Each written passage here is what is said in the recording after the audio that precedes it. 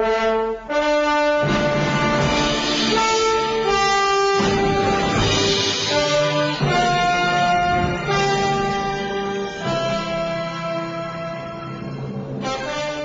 morning and welcome to Shattering Myths, a program devoted to the fastest growing segment of our society. To those of you who are like me and know that there's something wrong, something destructive about the religious and political institutions that are assaulting our society. We know that there's also something wrong in media reporting, in military invasions, and jaundiced economic schemes. We realize that the institutions that have been positioned as the solution to these problems are actually the problem. They are not the solution. So we are not going to prevail by rearranging the deck chairs on our Titanic of state. Therefore, instead of merely presenting the news, our mission is to understand what is causing these tragedies that are besieging our planet while predicting how these events will influence our world. And that is why in our second hour we're going to offer hope, an opportunity to engage God on his terms through evidence and reason, since his covenant provides the lone source of hope in an otherwise troubled world. If you'd like to participate in this discussion, it's toll-free, 877-7645. I'm going to share with you what happened over the weekend in 4 different countries. And I'm going to preface this review of the news in these 4 countries, all events that took place on either Saturday or Sunday, with this. If you do not despise Islam, if you are unwilling to hold Islam accountable for the carnage that it has amassed and continues to amass each day, then there's something wrong with you. If you have been poisoned to the point that you can no longer think, and that you are so indoctrinated with political correctness that you think that the answer is to tolerate, embrace, celebrate our differences, and therefore you are accepting of Islam, then you are merciless. Because the dogma that your endorsement embraces is the most murderous that man has ever invented. And the beat goes on everywhere in the world, primarily because our politicians, our militaries, our media, our academicians all want you deceived. They want to play you for a fool. They want to create this illusion that terrorists, unrelated to anything other than perhaps al-Qaeda, are responsible for radicalizing a religion and turning what would otherwise be a good, peaceful religion into a merciless assault. No, that's just not true. Al-Qaeda is meaningless in every one of these attacks. The problem here is the one common denominator in 99% of terrorist attacks around the world: Islam. Not a corruption of the religion as it was lived and preached by Muhammad. Muhammad was a terrorist. He led 75 terrorist raids in the first 10 years of the Islamic era. Islam was financed based upon terrorism. Jihad is holy war against all humankind. Muslims will not stop killing unless the world starts holding them accountable. Here's the first of those stories. A pair of suicide bombers blew themselves up outside a 130-year-old Anglican church in Pakistan immediately after Sunday Mass, killing at least 78 people in the deadliest attack on Christians in that predominantly Muslim country. Islamist violence has been on the rise in Pakistan, undermining Prime Minister Sharif's efforts to tame the insurgency by launching peace talks with the Pakistani Taliban. It's just astonishing how stupid journalists are today. Yes, 78 Christians were killed by Muslims. They were killed by those who had been taught what the Quran has to say. The Quran tells Muslims to kill Christians. It says that Christians are the enemy of Islam. They didn't have to corrupt their religion, they just had to read the Quran to come to that conclusion. And there is no possibility of taming an insurgency by launching peace talks with fundamentalist Muslims. Muslims have been taught by Muhammad to lie. They are told by the Quran and their God Allah that they are to form treaties and agreements with those that they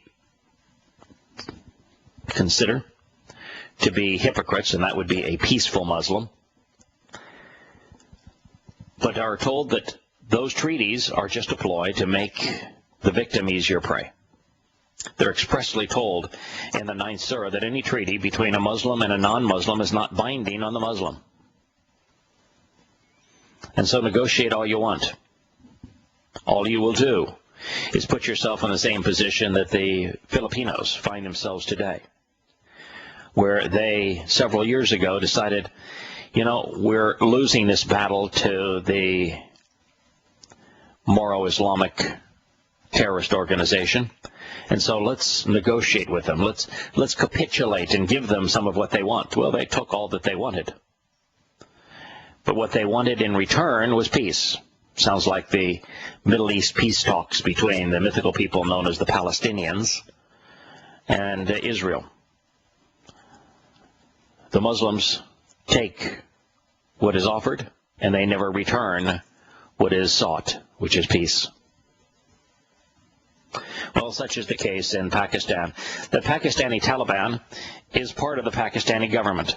It was created expressly to control Afghanistan. And there is no way to have peace talks with them other than to turn the government over to them, which is the ultimate goal of the Taliban. These explosions struck the historic white stone All Saints Church in the city of Peshawar, as hundreds of parishioners, many of them women and children, streamed out of the building. Interior Minister Ali Khan said that the death toll of 78 included 34 women and 7 little children. In remarks televised live from Peshawar, more than 100 people, he said, had been savagely wounded. Why is it that the President of the United States hasn't drawn a red line on bombings like this, on the killing of the most innocent and unprotected people in the world, Christians living in an Islamic country? No one is more vulnerable. Why doesn't the President of the United States condemn this? Why didn't he say that we need to bomb the Pakistani government for allowing this to happen, for this kind of savagery to be perpetrated on Christians in that country? The Taliban-linked militant group, TTP, Jundallah, claimed responsibility within hours of the attack. They said, they are the enemies of Islam, therefore we target them. We will continue our attacks on non-Muslims on Pakistani land. Pakistan was named Land of the Pure. It's supposed to be pure Islam. Islam is wholly intolerant. This notion that we are intolerant of intolerance, that is the mantra of those completely poisoned by political correctness, shows the fallacy of their argument, which is that how can you be tolerant of groups that are intolerant? And the moment you become intolerant of groups that are intolerant, then you are intolerant. Well, here we have Muslims saying we target them, we kill women and children because they are enemies of our religion, Islam. We will continue to attack non-Muslims in our country. Christians make up about 4% of Pakistan's population of 180 million people and tend to keep a very low profile. Well, they have no choice. They have diminished status in an Islamic country. They're taxed at a horrible rate, a crippling rate, and they have no rights. Muslim Sunni militants, this article says, frequently bomb targets they see as heretical, including Christians and Sufi Muslims, as well as the minority Shiite population. Not long ago, 40 houses and a church were set ablaze by a mob of 1,000 Muslims in a town in Punjab. At least 7 Christians were burned alive. 17 Christians were killed in an attack in a church in Bashwalpur as well. That was the first. Let's move to the second. Islamist militants were holding hostages on Sunday at a shopping mall in Nairobi. It's a long way from Pakistan. We're now in Kenya, where at least 68 people were killed in an attack by Somalia's al-Shabaab group. The al-Qaeda affiliated movement, it's interesting that al-Qaeda didn't get mentioned in Pakistan because the media has no problem demeaning the Taliban. But here, rather than just recognize that there really is no association with al-Qaeda and al-Shabaab, that the only common denominator they have is the Quran. Here the connection was made. Why? So it's more politically correct to speak against them. Anyways, is that their motivation behind their attack was that they want the Kenyan government to stop interfering with their desire to control Somalia. There was no word on other demands from the dozen or so gunmen and gunwomen who had barricaded themselves and an unknown number of hostages in a Kenyan supermarket. Today, this morning, the Kenyan government is responding, and they have turned Nairobi into a war zone. We'll return with Shattering Myths after the commercial break.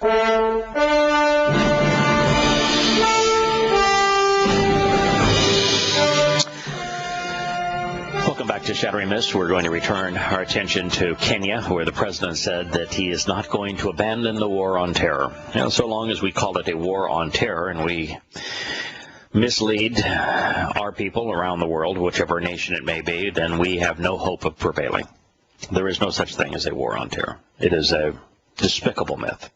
The war on terror is just created for no other reason than to allow governments like the United States to amass large militaries and to usurp freedoms from its people.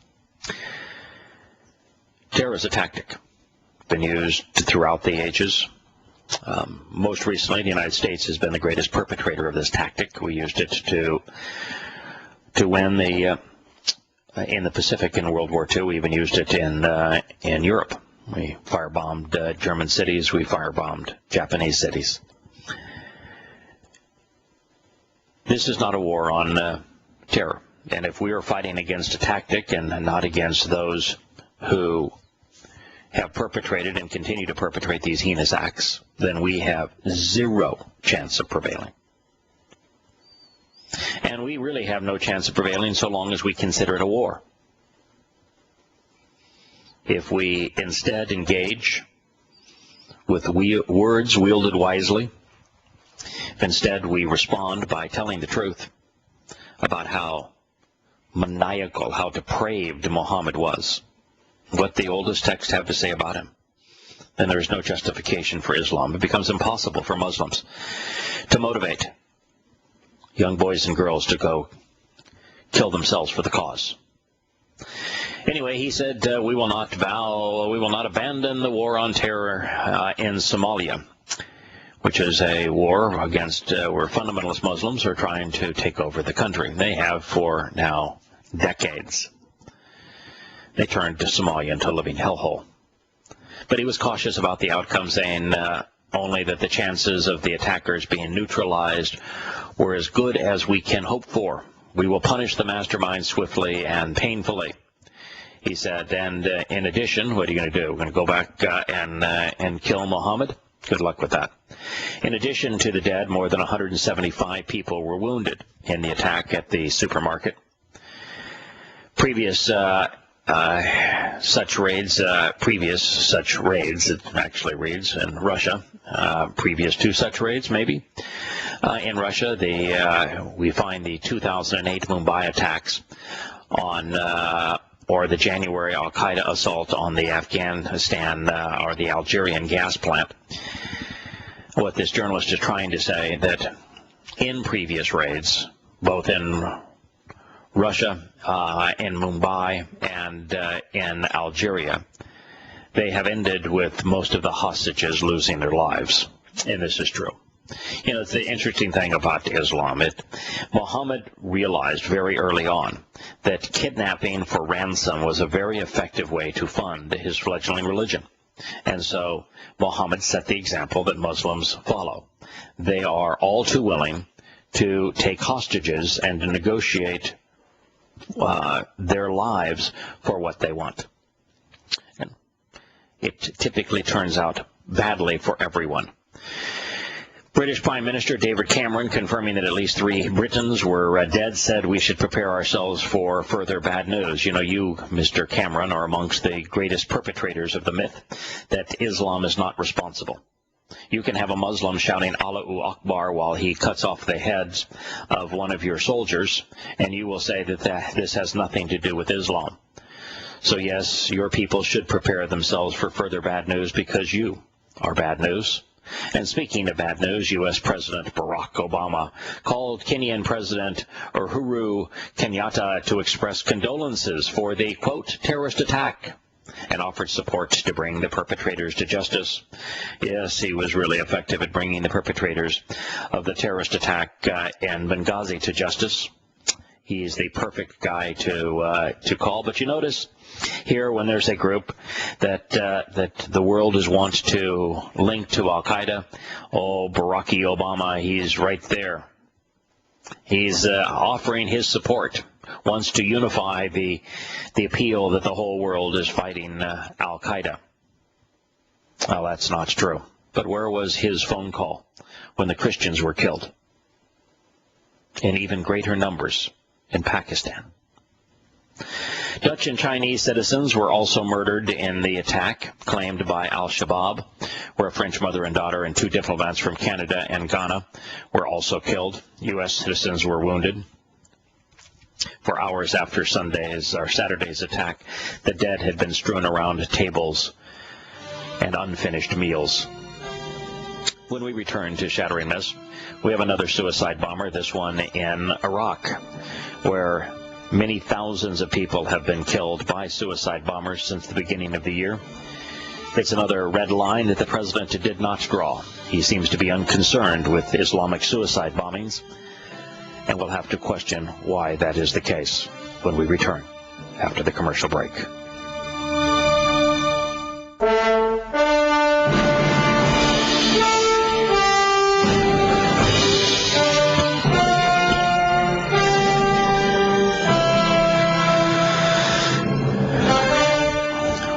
Reviewing the carnage that took place over the weekend in the world of Islam. The suicide bomber blew himself up inside of a tent filled with mourners in a predominantly Sunni district of Baghdad, killing at least 16 people, mutilating the bodies of 35 more. The attack came a day after a triple suicide bombing at a funeral in Baghdad's Shiite stronghold of Sadr City that killed 85 people. So here's over 100 people having been murdered in Iraq as a direct result of the infighting between Sunnis and Shias. This is a war that America unleashed by its invasion of Iraq. Yes, we went in and broke the country and then left it broken. The journalist here says Iraq's delicate sectarian balance. There is no thing that is the least bit delicate about the rift between Sunni and Shia Muslims. It's 1,300 years old. And it has never been a balancing act. One side is in control and suppresses the other, or there is civil war. When there isn't one side that has dominion over the other, what you see is what we're witnessing in Iraq and what we're witnessing in Syria. And it says that this delicate balance has been strained to the near breaking point by the civil war in neighboring Syria. No, that is the opposite of what is true. The United States took a dictator who was able to keep the Shias in check, recognizing that he was at war with Iran, which is predominantly Shia. And so he managed to keep the Shia in check, and so there was no sectarian infighting. But when the Americans invaded Iraq and deposed the Sunni dictator and empowered a Shiite government, well, then Iraq and Iran became unified, and the Sunnis became oppressed. Then the United States decided to arm the Sunnis in the Awakening program, and as a result of that, an internal civil war broke out. It has been on and off ever since the American invasion. It is the Iraqi civil war, this breaking of Iraq by America, that led to the Syrian civil war. It's not the case of the Syrian civil war inflaming sectarian tensions in Iraq. It's exactly the opposite. By giving Iraq to Iran, Iran was able to control Syria, which had previously been a client of Iraq. And the Sunni Muslim fiefdoms in the Middle East, like Saudi Arabia in particular, and Qatar, which is the gunrunner for Islamist terrorists worldwide now, decided that a proxy war in Syria to coincide with this mythical notion of an Arab Spring would be a grand idea. And so they provided weapons and have steadily increased the capability of weapons, almost all American weapons, to the jihadists in Syria, and have even supplied tens of thousands of Sunni jihadists. As a matter of fact, one of the things that the Saudi Arabian government has done recently is that when the Sunni jihadists that they were arming were losing, they released thousands of Saudi prisoners. And prisoners that were facing lifetime sentences were given the opportunity to earn their freedom by accepting weapons and to fight the great jihad in Syria. And so thousands of Saudi Arabian prisoners were unleashed against the Assad government. So it is the opposite of what this journalist writes. It isn't the Syrian civil war that has given birth to and has strained the delicate balance between Sunni and Shia in Iraq, but instead America's meddling that has given rise to the Syrian civil war. Both Sunni and Shiites have crossed into Syria from Iraq to fight on opposite sides of the conflict. It's actually far more Sunnis have done that than Shias. Very, very, very few Shias have done so because, the government in Hezbollah is sufficient to keep the Sunnis in check. Al-Qaeda's Iraqi and Syrian branches merged, this journalist writes, earlier this year. That is also not true. There actually is a rift that was created. You see, the Islamic State in Iraq viewed itself as the progenitor of the Syrian civil war. That is probably true, that they were the first to weaponize the protests. And so the Islamic State in Iraq told al-Nusra Front in a press release that the al-Nusra Front, in that it was originally populated with Sunni jihadists from Iraq, from the Islamic State of Iraq, as they call themselves, that they really are a offshoot, a derivative, a franchise, if you will, of the Islamic State in Iraq. Well, the al-Nusra Front objected and said, that's how we began, but we are now the king of jihadists, and there's no reason for us to take orders from the Islamic State of Iraq. And so it was then that Ayman al-Zawahiri jumped in, and he says, I'd like to engage in this, and really the only active affiliate of al-Qaeda now anywhere in the world is the al-Nusra Front, the victory front of Islamic jihadists, the dominant force among the Syrian rebels. And it is they who acknowledge, we respect Ayman al-Zawahiri, the leader now of al-Qaeda. And so, once again, this journalist has everything upside down and backwards. Iraq has also witnessed, he or she concludes, several incidents in recent weeks suggesting that the Shiite militias, which have so far largely refrained from retaliating for attacks on Sunni insurgents, may once again be resorting to violence. This, too, is untrue. The most recent exchange that has caused the death of about 5,000 people in Iraq just recently, just this year, is a direct result of Shias attacking a Sunni refugee camp, and of them using weapons of mass destruction, if you will, taking heavy artillery and bombarding the Sunni refugee camp. And so much of what we're seeing now is in retaliation for that. And if you recall, during the Iraqi war, the principal foe to the American troops were the Shiite militias. The Shiite militias killed more Americans, captured more Americans, beheaded more Americans, mutilated more Americans than any other group in Iraq. But America, ever the foolish one, gave Iraq to them. That was not the end of the carnage, although smaller by scale. A suicide bomber killed 2 people and injured 20 outside a police station in Russia's northern Caucasus region, in the region called Dagestan. The insurgents, as they are called, they're just fundamentalist Muslims, wage almost daily violence in the North Caucasus region to create an Islamic State. It is a predominantly Muslim region which abuts the Black Sea. This is the area around the resort of Sochi, which is the site of the 2014 Winter Olympics. The Russians gave up much of their territory in the transition from communist to fascist. Most of Eastern Europe became independent countries.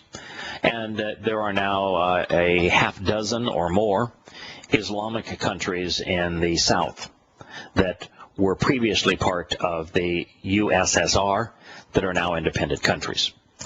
The reason that the Dagestan area and Chechnya haven't also been just abandoned and said, you guys are murderous, we want nothing to do with you, there's just no reason for us to have a presence here, go ahead and destroy yourselves, but to do it independent of us, is because of the issues or the proximity to the great oil and gas reserves that surround the Caspian Sea, the neighboring sea to the Black Sea.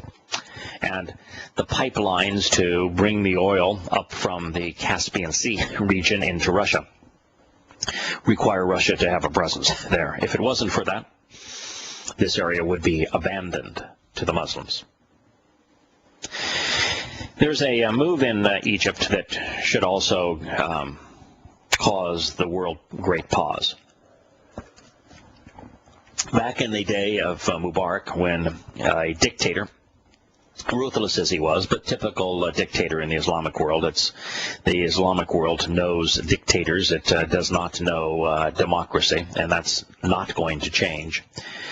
That back in the day that Mubarak was the favored dictator of Egypt, he recognized that the Muslim Brotherhood was his greatest foe.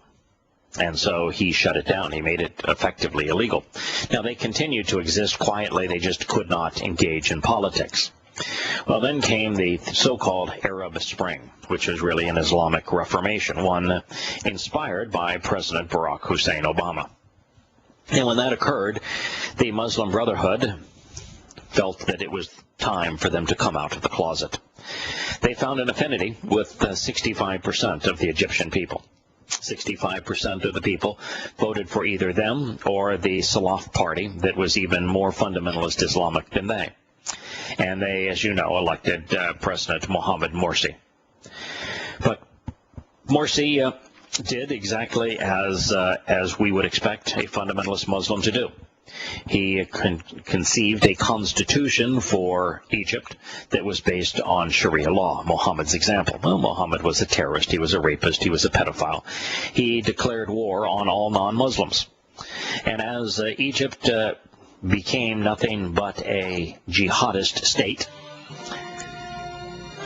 there are about 20% of Egyptians who said, you know, we're just not going to tolerate that.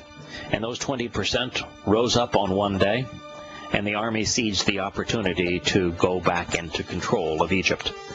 And now the army has done what it did back during Mubarak's day. They have banned the Muslim Brotherhood. We'll return to Shattering Myths after the break.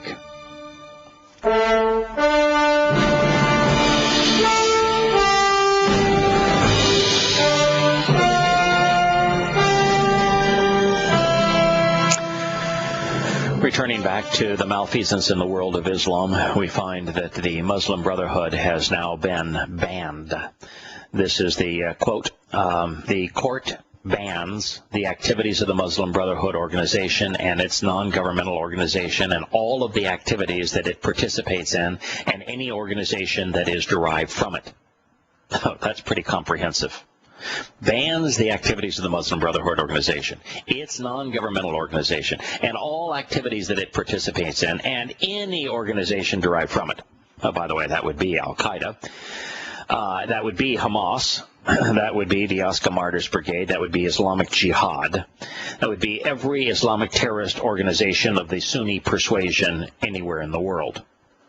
Judge Mohammed al-Sayed said in a statement on Monday, according to Reuters, although the judge's name says that he too is from the same ilk. So here is a country that has just banned an organization that a year ago won the voting support, the democratic support, if you will, of 2/3 of the people of the country. So an organization that represents 2/3 of Egyptians has just been banned. Now, I'm going to tell you, the Muslim Brotherhood is a horrid organization. But the Muslim Brotherhood isn't the problem. The problem is Islam. So long as Islam continues to fester, there is no hope for Egypt. There's no hope for any Islamic country. The court also ordered the Muslim Brotherhood's assets confiscated. And this is far worse than what happened under Mubarak. We talk about military coups. Well, perhaps in the Islamic world, a military coup is the best possible outcome. America's experiment with democracy in the Islamic world has backfired. The Brotherhood was outlawed for most of its 85 years of existence, but after the 2011 ouster of autocrat Hosni Mubarak, it was allowed to work openly, formed a political party, and rose to power in a string of post-Mubarak elections. Freedom and Justice Party was the name of their political party, by the way. In March, it registered as a recognized NGO. The ruling, which can be appealed, opens the doors for authorities to track down the group's elaborate network of social services, dealing a deadly blow to its pillars of grassroots support. It works just like Hamas, the terrorist organization. It's the same as Hezbollah. They receive ungodly amounts of money from OPECers, and they use that money in two ways. Actually, three ways. They recognize that most Muslims are impoverished because Islam destroys the motivation to work, and so they provide money. But if you accept their money, you sign an oath of allegiance to them. Second is that it is a religious organization. They supply preachers and mosques to indoctrinate all who they can compel to listen to the jihadi message of Islam. And number three, they use that money to buy weapons, which they use against one another and against all non-Muslims. It is a horrible situation. And this is one that was, by the way, unleashed by President Barack Hussein Obama. It was his speech in Cairo that inspired Muslims to rise up. They have done so. Look at the consequence. Speaking of the consequence, the first of those dominoes to fall was in Tunisia. Tunisia's ruling Islamist. Now, it's interesting. This article by another nincompoop from the Reuters organization will call them Tunisia's ruling Islamists, which is their code word for fundamentalist Muslim. But then they will call the Islamist party that is in control, Ennahda, a moderate. And a bit of just stupid duplicity. But anyway, it begins, Tunisia's ruling Islamist rejected on Monday a proposal under which they would step down pending elections, a decision likely to deepen the confrontation with secular opponents demanding their immediate resignation. They're being asked to resign for two reasons. One is they're trying to write Sharia law into the Constitution, and the two secular opponents that were the most popular they had killed. Tunisia, whose 2011 uprising was the first of a series across the Arab world, has been in turmoil since an opposition leader was assassinated in July. It was the second of two, threatening a democratic transition once seen as the most promising in the troubled region. Well, now they say the moderate Islamist party, the Ennahda party, which is actually the most fundamentalist of the Islamic parties in Tunisia, says, no, we don't want to let go of power. We'll return to Shattering Myths after the news and break.